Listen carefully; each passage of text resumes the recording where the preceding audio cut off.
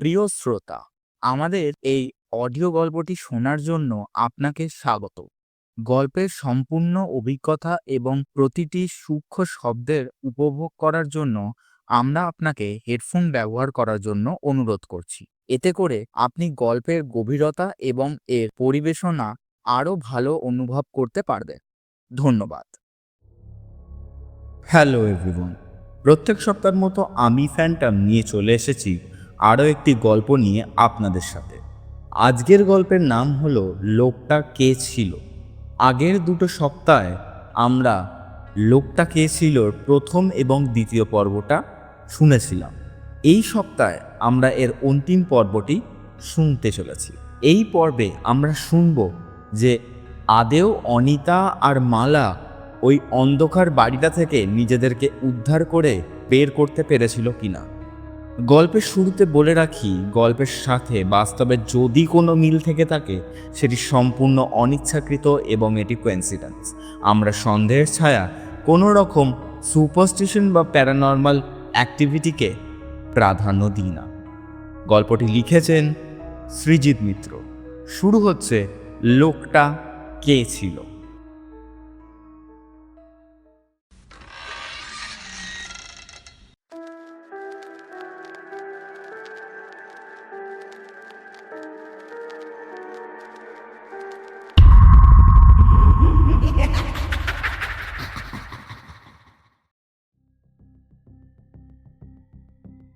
আমরা এত চেঁচালাম, ওরা কি কিছুই শুনতে পেল না?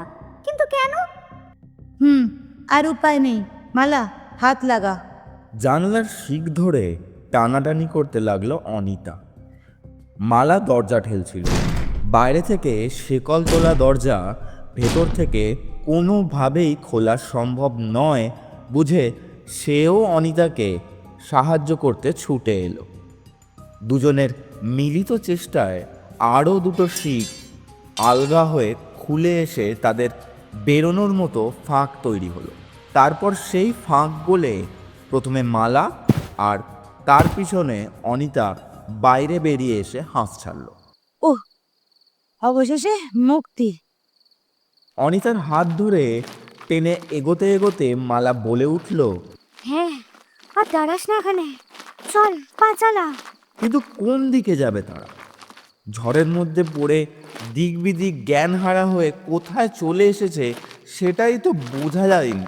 তবুও ঝোপঝাড় ডিঙিয়ে রাস্তায় এসে কপাল ঠুকে একটা দিক লক্ষ্য করে জোরে পা চালালো দুই বোন। আর বাড়ির আওতা থেকে বেরিয়ে একটা ব্যাপার লক্ষ্য করে তারা। ভীষণ আশ্চর্য হয়ে গেল। আবার বৃষ্টি শুরু হয়ে গেছে। বেশ জোরেই পড়ছে, তবে ঝড় বা বাজ নেই। মাথা মুন্ডু কিচ্ছু বুঝতে পারছি না মালা। এতক্ষণ তো কিচ্ছু ছিল না, হঠাৎ এত জোরে বৃষ্টি এসে গেল কি করে বল তো? যা যা হচ্ছে হতে দে, আগে এই বিচ্ছিরি জায়গাটা থেকে যতটা পারা যায় দূরে চল তো। দ্রুত গতিতে কিছু দূর এগিয়ে পড়ে পরিচিত জায়গাটা দেখতে পেল দুই বোন। এখানে আলো জ্বলছে, রাস্তায় গাড়ি চলছে, বৃষ্টিও অনেকটা ধরে এসেছে। হঠাৎ একটা পুলিশের জিপ এসে থামলো তাদের কাছাকাছি। আর তারপরেই দুটো উল্লাসিত চেনা গলা কানে এলো। আরে ওই তো ওরা। অনু, মালা, এদিকে আয়। দাদা, পুলক কাকু। আনন্দে আত্মহারা হয়ে দৌড়ে গিয়ে তারা গাড়ি থেকে নেমে আসা রঞ্জন আর পুলকবাবুকে সব বলে জাগতে ধরল অনিতা আর মালা। তোদের মা আমাকে ফোন করেছিল, তোদের চিন্তা জেরবার। এই ঝড় বৃষ্টিতে তোরা ব্যাপারটা হয়ে গেছিস। তা রকিকে নিয়ে তোদের খুঁজতে পেরোলাম। এতক্ষণ কোথায় ছিলি তোরা? সব বলছি, আগে গাড়িতে উঠতে দাও তো। দুই বোন পুলিশ জিপে উঠে জলের বোতল থেকে ঢকঢক করে জল খেল। ততক্ষণে জিপ সতীরানীর বাড়ির দিকে চলতে শুরু করে দিয়েছে। এবার বল, কোথায় গেছিলি তোরা? চলন্ত গাড়িতে বসে দুই বোনকে জিজ্ঞেস করলেন পুলকবাবু। অনিতা আর মালা সব ঘটনা খুলে বলল। সব শুনে পুলকবাবু কপালে ভালো রকম কোচ পড়ে গেল। অবাক স্বরে তিনি বলে উঠলেন, কি বলছিস? এইরকম হিরে চুরির কেস, এর তো সব থানায় ইনফরমেশন থাকবার কথা। তেমন তো কিছু খবর নেই। আর রিসেন্টলি কোনো ডায়মন্ড রাবারি হয়েছে বলেও তো আমার মনে পড়ছে না। হ্যাঁ রে, রঞ্জন বলে উঠল, তোরা বানিয়ে বানিয়ে বলছিস না তো? মোটেই না, আমরা সব সত্যি কথা বলছি, একটুও বানিয়ে বলছি না। দুই বোন সমস্বরে বলে উঠল। তারপর মালা তার ফ্রকের পকেট থেকে হিরেটা বার করে পুলকবাবুর হাতে দিয়ে বলল। এই হলো তার প্রমাণ। পুলকবাবু ঘুরিয়ে ফিরিয়ে দেখলেন হিরেটা, বুঝলেন সেটা সত্যিই একটা খুব দামি হিরে। রঞ্জন সেটা দেখে খুব অবাক হয়ে গেল। তারপর হিরেটা পকেটে পুরে গুরু কুচকে পুলকবাবু বললেন, আচ্ছা ঠিক আছে, এটা কোনো সিক্রেট ব্যাপার হলেও হতে পারে, আমি খোঁজ নিয়ে দেখছি। তোদের আপাতত বাড়িতে নামিয়ে দিই। বাড়িতে সতীরানী উদ্বিগ্ন হয়েছিলেন। একের পর এক খারাপ আশঙ্কা তার মাথায় আসছিল। তারপর পুলকবাবু আর রঞ্জন সঙ্গে অনিতা আর মালা বাড়িতে ফিরতেই তাদের জড়িয়ে ধরলেন। পুলকবাবু থানায় চলে গেলেন। দুই বোন ভিজে জামা কাপড় পাল্টে সতীরানীকে তাদের অদ্ভুত অভিজ্ঞতার কথা খুলে বলল। সব শুনে তিনিও খুব অবাক হয়ে গেলেন। অদ্ভুত ব্যাপার তো, বাড়ির মধ্যে থেকে বৃষ্টির কোনো চিহ্ন দেখতে পেলি না তোরা? সেটা কি সম্ভব? অথচ বাইরে বেরোতেই আবার মুষলধারায় বৃষ্টি শুরু হয়ে গেল। ব্যাপারটা কিচ্ছু বুঝতে পারছি না, জানো মা। ছাড়, দুই মেয়ের গায়ে মাথায় হাত বুলিয়ে সতীরানী বললেন, তোরা একটা টেনশনে ছিলি, তখন ভুলভাল দেখতে পারিস। সতীরানী কথাটা বললেন বটে, কিন্তু মনে মনে বেশ চিন্তিত তিনি। রাত 12টা নাগাদ অনিতা আর মালা তখন ঘুমিয়ে পড়েছে। রঞ্জন ঘুমাচ্ছে। পুলকবাবু ফোন করলেন সতীরানীকে। কলকাতা শহরে সবকটা থানায় ফোন করেছি, এমনকি হেডকোয়ার্টারেও পাত্তা লাগিয়েছি। কোথাও এই এরিয়া থেকে, মানে ওরা যেমন বলছে সেরকম কোনো জায়গা থেকে হিরে উদ্ধারের খবর নেই কিন্তু। মালা এন্তার গুলঝারে, এটা ঠিকই, কিন্তু এক্ষেত্রে যে বলছে না তাতে আমি নিশ্চিত হিরেটাই তার প্রমাণ। ওটা পেল থেকে? ওটা যদি রাস্তাঘাটে কুড়িয়েও পেত ওরা, ধরুন কারোর পকেট থেকে পড়ে গেছে, তাহলে ওরা যা মেয়ে নিজেরা গাল গল্প নেওয়ার চেষ্টা না করে নিজেরাই সেটা মালিকের কাছে পৌঁছে দেওয়ার চেষ্টা করত, বা আমাদের বলতো, এমন আষাঢ়ে গপ্প নামাতো না। হ্যাঁ আমি জানি সেটা, হিরেটা দেখবার পর থেকেই তো আমি আরো ওদের অবিশ্বাস করতে পারছি না, আর সেই কারণে খুব অদ্ভুত লাগছে। আমি তো সারা সন্ধে রেডিও চালিয়ে রেখেছিলাম, খবরও শুনেছি, এরকম কিছু তো শুনিনি। আচ্ছা, কোনো টপ সিক্রেট মিশন হতে পারে কি? আমি অনেক ভেতর থেকেই খবর নিয়েছি, এমন কোনো ইনফরমেশন নেই কিন্তু। আচ্ছা, ওরা তো ওই লোকটা ছাড়া কাউকে দেখেনি চোখে। পুলিশ এসেছিল সেটা ওরা আন্দাজ করছে মাত্র। এমন তো হতে পারে পুলিশ নয়, এসেছিল ওদের কোনো এনিমি পার্টির লোক, হিরেগুলো হাতিয়ে নিয়ে গেছে, এরকমটাও তো হতে পারে। সেক্ষেত্রে তো হিরে চুরি যাওয়ার খবরটা থাকবে, তাও তো নেই। এক যদি না স্মাগলড হিরে হয়, বুঝতে পারছি না, কিচ্ছু বুঝতে পারছি না। দেখি কাল কোনো খবর পাওয়া যায় কিনা, দেখছি। সারা রাত ঘুমাতে পারলেন না সতীরানী। বিছানায় শুয়ে খালি এপাশ আর ওপাশ করে গেলেন।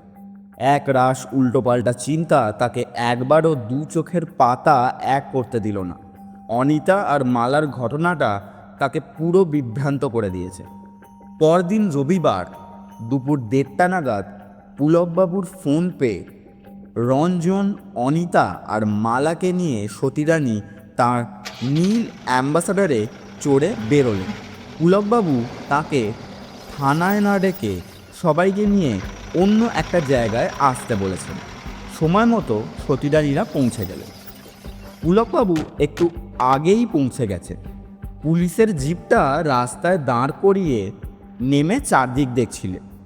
রঞ্জন, অনিতা আর মালাকে নিয়ে গাড়ি থেকে নেমে সতীরানী তার দিকেই এলেন। জায়গাটা ব্যস্ত বলা চলে। প্রায় 40 ফুট চওড়া পিচের রাস্তা। বাস না চললেও গাড়ি, স্কুটার, মোটর বাইক, রিক্সা ইত্যাদি চলছে। রাস্তার দুপাশে পাকা বাড়ি সারি দোকানপাটও আছে যথেষ্ট পরিমাণে। তবে একটু লক্ষ্য করলে বোঝা যায় বাড়িগুলোর কোনোটাই 10-12 বছরের বেশি পুরনো নয়। অনিতা আর মালাকে জিজ্ঞেস করলেন পুলকবাবু। কাল তোরা এই জায়গাটা দিয়ে এসেছিলিস তাই তো? মোটেই না। দুজনেই প্রতিবাদ করে উঠল। এ তো রীতিমতো বিজি এরিয়া।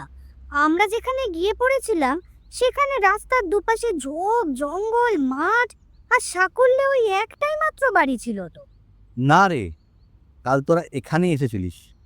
আর ঠিক হাত তুলে একটু দূরে একটা দোতলা বাড়ি দেখিয়ে পুলকবাবু বললেন, ওই জায়গাটা ছিল সেই পুরনো একতলা বাড়িটা, যার ভেতরে কাল তোদের অমন ভয়ঙ্কর অভিজ্ঞতা হয়েছিল। কি বলছেন আপনি? সতীরানীর গলায় অবিশ্বাসের সুর। রঞ্জনও অবাক। ঠিক বলছি ম্যাডাম। কিন্তু সেটা কি করে হয় কাকু? রাতারাতি সব বদলে গেল কি করে? এ কি ভোজবাজি নাকি? পুলকবাবু তাদের দিকে এক ঝলক তাকিয়ে গাড়ির দিকে ফিরে গলা তুলে বললেন, দাসবাবু নেমে আসুন। তার ডাকে একজন বয়স্ক পুলিশ কনস্টেবল গাড়ি থেকে নেমে এলেন। পুলকবাবু এবার সতীরানী, রঞ্জন, অনিতা আর মালার দিকে তাকিয়ে বললেন, দাসবাবু টালিগঞ্জ থানায় আছেন। সব থানার খোঁজ নিতে নিতে আজ সকালে ওনার সঙ্গে যোগাযোগ হয়ে গেল, তখনই সব জানতে পারলাম। আপনারা ওনার মুখ থেকেই শুনুন। বলুন দাসবাবু। এই মেয়ে দুজন যেরকম বলছে, আজ থেকে প্রায় কয়েক বছর আগে পর্যন্ত জায়গাটা অবিকল সেরামই ছিল। ঝোপঝাড়, মাঠ, জলাজমি। প্রায় 20-22 বছর আগেকার কথা। আমি তখন সবে পুলিশে ঢুকেছি, পার্ক সার্কাস থানায় কনস্টেবল ছিলাম। একদিন খবর এলো বউবাজারে এক গয়নার দোকান থেকে অনেকগুলো হিরে চুরি গেছে। সন্দেহ করা হচ্ছে চোরেরা আমাদের এরিয়াতেই কোথাও লুকিয়ে আছে। 2টো লোক, তাদের ছবিও এসেছিল থানায়, তবে ফটো নয়, আর্টিস্টের হাত থেকে আঁকা ছবি।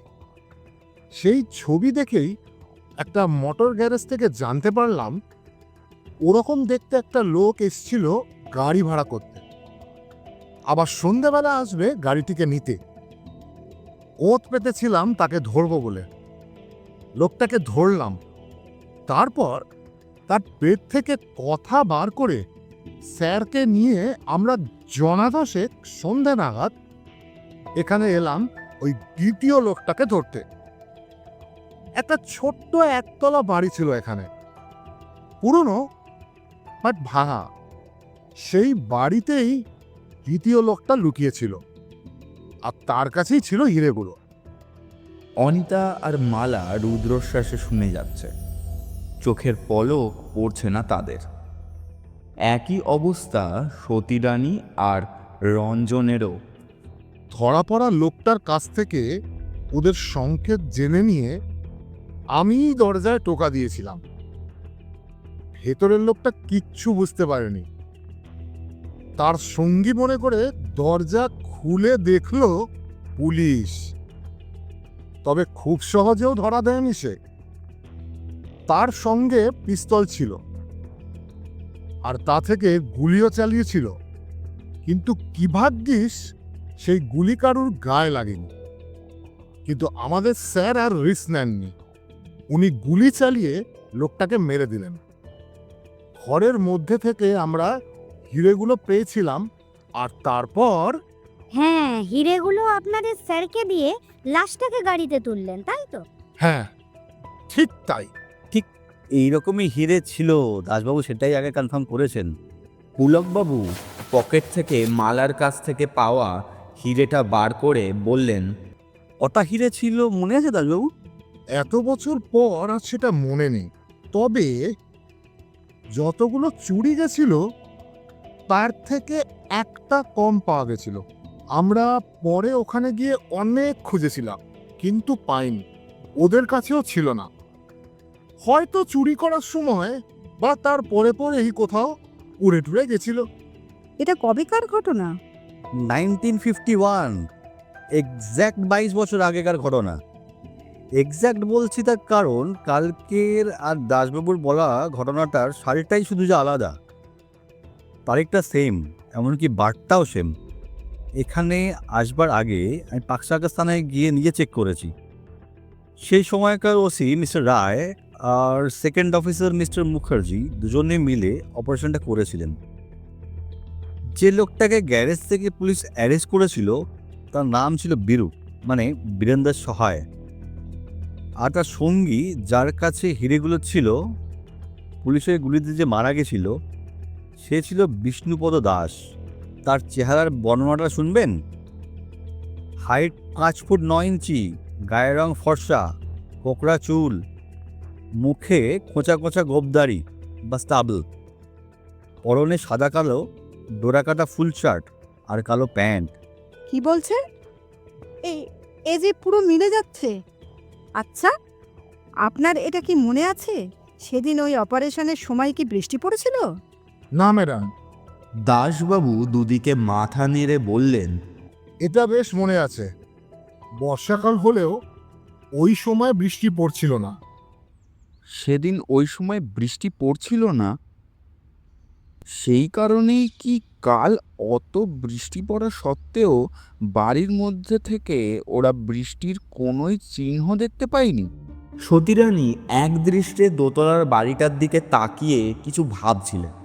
22 বছর আগে সেখানে ছিল একটা ভগ্নপ্রায় ছোট একতলা বাড়ি, যার অভ্যন্তরে ঘটে গেছিল এক ভয়ঙ্কর রক্তক্ষয়ী নাটক। কোনো সময়ের আবর্তে কি সেই ঘটনার পুনরাভিনয় ঘটে গেল গতকাল সন্ধেবেলায়? আর সেদিনের হারিয়ে যাওয়া হিরেটা খুঁজে পাওয়ার সঙ্গে সঙ্গেই গোটা ঘটনার সাক্ষী হয়ে থাকলো অনিতা আর মালা, যারা সেই সময় পৃথিবীর আলোই দেখেনি। এ কি সম্ভব? তার হুঁশ ফিরল মালার কণ্ঠস্বরে। মালা পুলকবাবুর হাত থেকে হিরেটা নিয়ে সেটার দিকে তাকিয়ে বলে উঠল, আর 22 বছর পর সে বাড়িতে আর নেই, অথচ কাল আমরা তার ভেতর ঢুকলাম, সেখান থেকে হিরে পেলাম, আর সেটা এখন আমার হাতে। তবে কি এটাই সেদিনের সেই হারিয়ে যাওয়া হিরেটা? এতদিন এটা কোথায় ছিল? এখানেই যদি থাকবে, তাহলে এতদিনেও কারোর চোখে পড়লো না এটা? আর ওই লোকটা কে ছিল? মুখ তুলে বিস্ময়াভিভূত বাকি সকলের দিকে তাকিয়ে মালা যেন নিজেকেই প্রশ্ন করল, এবং আমার শ্রোতাদের কাছেও একই প্রশ্ন থাকলো যে লোকটা কে ছিল। মালার কণ্ঠস্বরে সুইটি দে, অনিতার কণ্ঠস্বরে অর্পিতা সেনগুপ্ত, পুলকবাবু এবং মিস্টার রায়ের গলায় অনিমেষ কুমার, দাসবাবুর কণ্ঠস্বরে রুদ্রদীপ রায়চৌধুরী, সতীরানীর কণ্ঠস্বরে সোমা কুমার, লোকটার গলায় সৌরভ ঘোষ এবং রঞ্জন আর বর্ণদাতার আমি ফ্যান্টম। গল্পটি ভালো লাগলে অবশ্যই লাইক করবেন, চ্যানেলটিকে সাবস্ক্রাইব করবেন এবং লোকটা কে ছিল সেটি অবশ্যই আমাদের কমেন্টস করবেন। শুনছিলেন লোকটা কে ছিল বাই সৃজিত মিত্র। আমরা আবারও আসব একটি নতুন গল্প নিয়ে আপনাদের সাথে। ততক্ষণের জন্য ভালো থাকুন, সুস্থ থাকুন এবং ভয় পাওয়ার জন্য প্রস্তুত থাকুন। ধন্যবাদ।